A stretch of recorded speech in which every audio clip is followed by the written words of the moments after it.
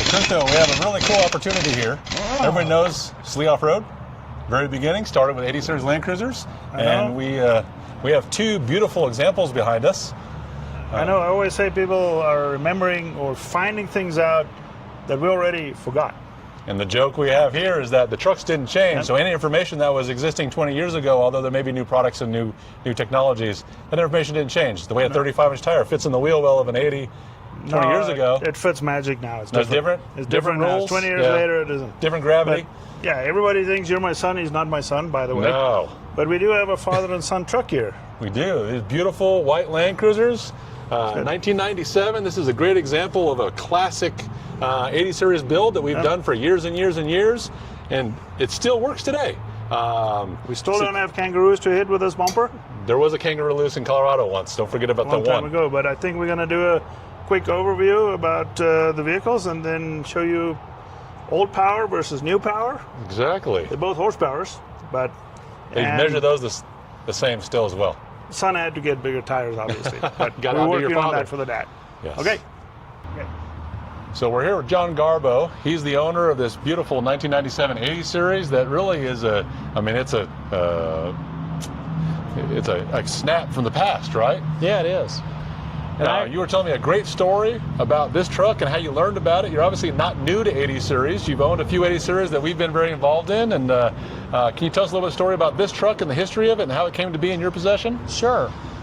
Actually, my wife and I bought a 2UZ conversion that you guys did. Probably number 3 or 4 out of whatever the ultimate number was. At this point in time, you're probably as familiar or more familiar to the 80 Series 2UZ V8 conversions than we are. You see them every day. We don't see them very often at all.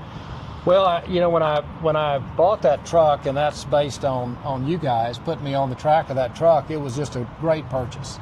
So my older son heard about it, and he said, I want one of those 2UZ conversions. Well, there weren't, but whatever there were, 8 or 9 of them. Yep. So he found one in California, Northern California, and so he flew out there to look at the truck, and it was kind of a unicorn. He wasn't even sure that it was there. Okay. And he was picked up at the airport in this truck, which was a supercharged, 1FZ. And he drove the truck. The guy let him drive the truck, drove it back to the farm this guy lived at, and he said it drove super tight. The truck just felt great on the road. So he got a test drive before even knowing it. That's huh? right. That's right. So he called me. He said, Dad, do you want to buy this truck? And I said, no, I'm good. I don't need any more Toyotas. How many 80s is too many? That's right. and actually, Ben, and I probably told you this, I wasn't a big 80 fan in the beginning, but the bottom line is, how can you not love these trucks? Right. They're just, they're tanks. They just go wherever you want them to go. So at the end of the day, this truck was bought by my son's business partner who had no business buying it. He parked it for 2.5 years, put 800 miles on it in 2.5 years, and I was able to get it at a very good price here 2 weeks ago.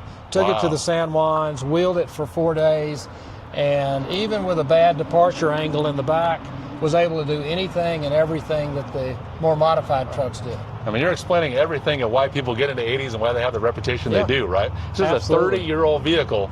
Pick out many 30-year-old vehicles that you can jump in after they've been sitting and go on the adventure that you've had and have the experience you have and the reliability. You just don't hear about it. Now, they're not always that way, right? No. I mean, you got lucky with the one that was nice and clean, and I'm sure you did your due diligence to baseline the thing. But that's great. Well, they all have bugs in them when you buy them, and the 2UZ that you guys put me on, I had some bugs I had to get out of that vehicle, but the great thing is when you own a 2UZ and you own a supercharged 1FZ, right, then you get the comparability of the two. You do. And nowadays everybody just says just put an LS in it and be done with it. Right. But I have a problem with that. I'm more of a purist, and I don't want an LS engine. It is an option, but it's not the only option. Right. So in this case here, we were able to wheel this, and comparatively speaking, I'd say they're very similar. Where the 2UZ would shine is out here on the interstate. Mm-hmm. You're probably going to get a little more of an even acceleration out of it. Whereas this one's more like a rocket ship. It'll go to 5,000 RPMs, and you just got to be careful. Forced induction and elevation, always a good marriage. So, this is great. Behind me, we have another car in the family. Yeah. Turns out another person in the family that owns it. So that's my younger son's truck. and he could do a better job than me describing it. But, you know, I've never been about speed so much as I have been about something that just gets me where I want to go and gets me there, and, you know, in one piece.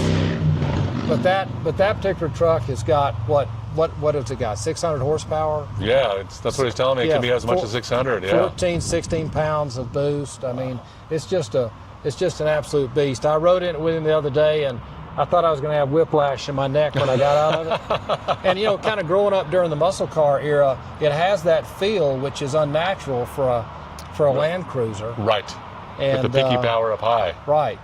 So we wheeled them together. They were side by side, and you know, obviously this one's very modified. This one is not very modified. Much and more retro. Both went the same places, right? Yeah, exactly. We were talking about, you know, putting ourselves in our places and our age, and turns out you don't have to have the peak most horsepower. It's fun when you do. Yep. You don't have to have the largest tires, a 33 versus a 37. It's fun when you do. They're attractive, but it's not mandatory to have a good time. There's a story behind the story now. I think Dad's got tire envy. Yeah, well. That's why Dad stopped him a little bit, because he's got them there little 33s. There's always room to improve. BFG 33s. And when we speak to John's son, Hill, he's got some big old Toyota Open Country 37s, 35s. No, 37s? 7s, yeah. So now the question becomes, What's John going to do? all the way to that point, or where are you going to stop?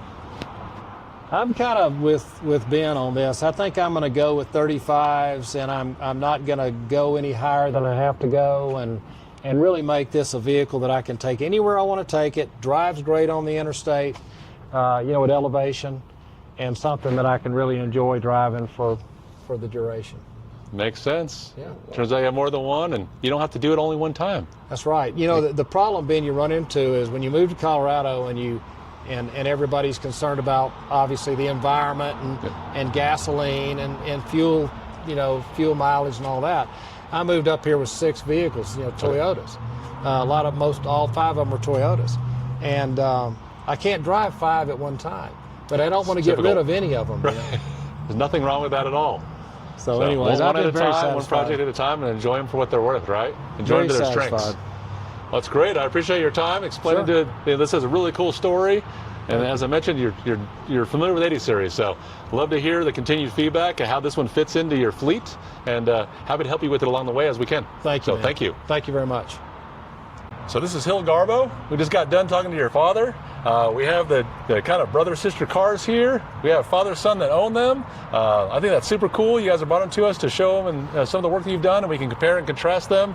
You have a really cool story about how this car was when you found it and some of the steps that you went through to get it to where it is now. Obviously, it is very, very modified. Yep. You've changed it a lot from a stock 80 series, but can you share that story with us a little bit that you were telling me about how you found it and the process you went through? Yeah, for sure. So obviously I had to have the bigger and more powerful truck than my dad, as always. But yeah, so this truck is originally from California, the Sacramento area. It was a one-owner vehicle. It was from an older gentleman there who bought it new.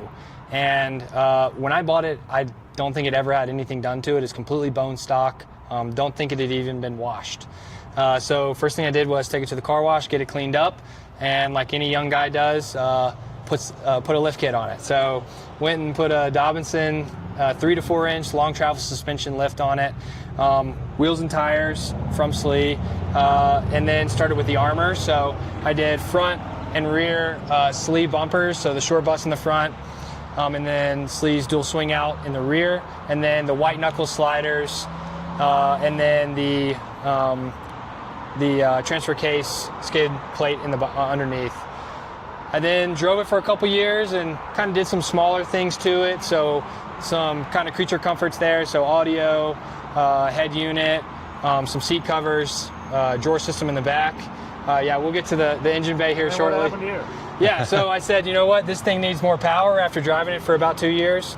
So we did the first stage 2 intercooled turbo kit from Cruisers & Company, which is a local shop here in Denver. Probably pushing 400 to 450 horsepower. Yeah, you want to ask any questions on this kit? No, I mean, it sounds like you've taken care of all the bases, right? You got the armor, the suspension, 37-inch tires, sleeve front and rear bumpers on it. I mean, those are great at both being classic and newer than an ARB bumper it looks on here. Yeah. Obviously, you've taken care of the paint. The paint looks really good. I mean, for a 30-year-old car, this thing shows really well. You've explained to me how good the thing drives. You said you can drive down the highway 80 miles an hour comfortably.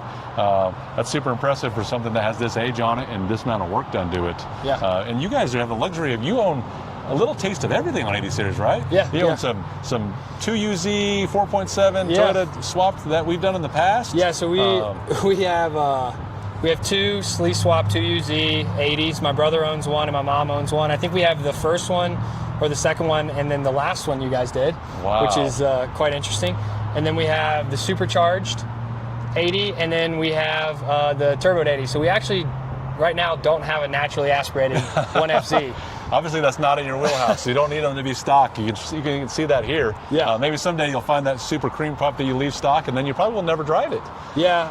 You know, I thought I was going to do that with this one, but look where it is now. Exactly. So, but yeah, yeah, we'd have the 3-inch exhaust all the way in the rear. Like you said, this truck's super quiet. You can go 80, 90 miles an hour on the interstate, no issues. That's impressive. It drives great. So yeah, we were talking about, you got the power brakes on there. You mentioned to me that that was one of the biggest upgrades that you did. Yeah. Is having a good braking system. As part of that, you mentioned that you got the ABS deleted on here, which generally it firms up the pedal typically on these. Yeah. And then the load sensing proportioning valve. Those are two areas that gives 80s a spongy brake. And as long as you're using it in an environment, and I'm sure your driving is such that you have the experience and the expectations of if you have massive brakes, and maybe some of those nannies taken away, you can modulate it yourself, right? Right, yeah. Totally under control. Yeah, two things I don't really mess around with are tires and brakes. That's a good idea. Because that's your safety, right? Correct. So these brakes, 7+ thousand-pound truck that has tons of horsepower now. I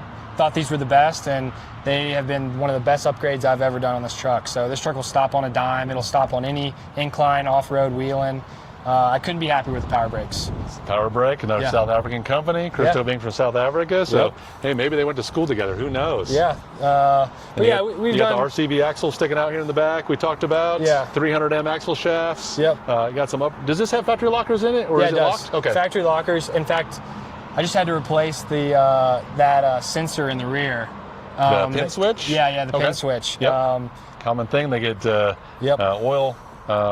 Goes through the seal and takes them out. So very common on a 30-year-old car. That's the only thing. And then the RCV axles, they have that extra design into them to where it removes that concern of that factory electric locker twisting the axle shaft and not be able to get it out. So yeah, really cool product from RCV, US-made product. And sleeve off-road bumper back here, and your giant 37-inch tire on the swing out. Yeah, so these are, I just actually got these. I had 35s. I went 37s once I upgraded the engine.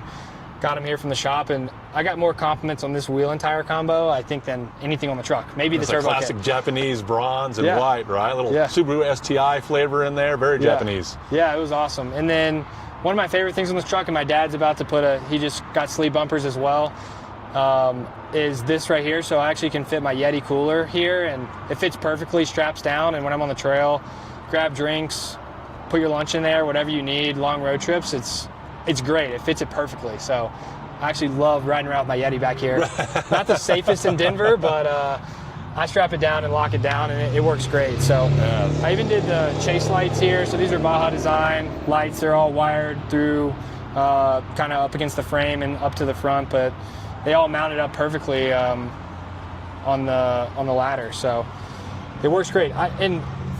For the longest time, I do want to mention this. I'm a big mountain biker, and I was like, how can I run a mountain bike on this truck? Well, I have the drop-down tow hitch receiver here. The light-duty bolt-on version. Exactly. And I run a quad, actually Sherpa mountain bike, and I'm not kidding you. With the extension, the quad extension and the Sherpa mountain bike, I can fit 2 mountain bikes perfectly right here. Wow, that is a common request and a common question. So yeah, I'd like some documentation of that if you have a chance. I can share it with people when they ask.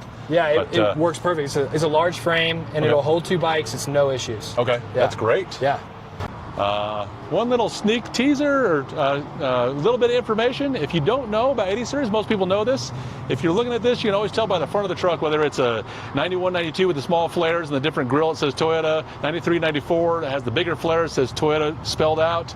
On the later model grills with what we refer to as a sombrero in the middle on the grill, you can tell it's a 95, 97. This is a good example. If you're driving behind an 80, you're not quite sure where year it is, and you know it's that later model 95, 97. 95s and 96s had the Toyota logo off to the side from the Toyota key lock that unlocks the doors.